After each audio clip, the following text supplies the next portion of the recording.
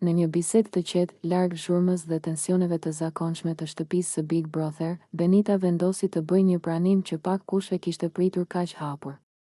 Pa justifikime dhe pa tentuar të fshehë ndjenjat, ajo foli me sinqeritet për raportin e saj me Elionën dhe për përplasjet e shumta që kishin ndodhur mes tyre. Duke ju drejtuar Klodit dhe lëndrimit, Benita e tha qartë: çdo debat, çdo fjalë e rëndë dhe çdo distancim nga Eliona kishte buruar nga xhelozia.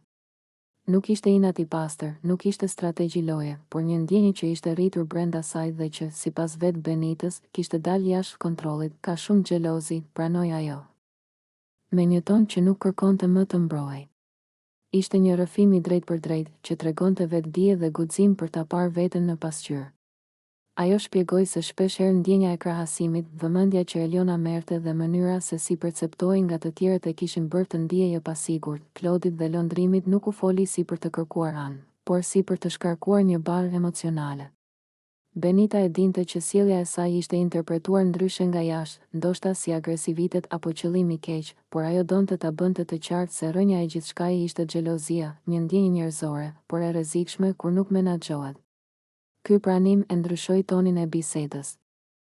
Nga analiza e lojës, diskutimi kaloi në një nivel më personal. Lëndrimi e dëgjoi me vëmendje, ndërsa Klodi u përpoq ta kuptonte situatën nga këndvështrimi i saj.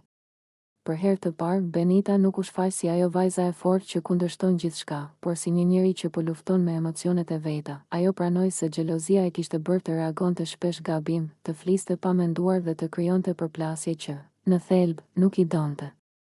Nuk është se e kam pasur personale, la të kuptoj, por ndjenja më ka marrë përpara. Ky moment sinqeriteti mund të shënojë një kthes të rëndësishme për Benitën. Në një lojë ku shumë banor rrallë pranojnë gabimet, ajo zgjodhi R.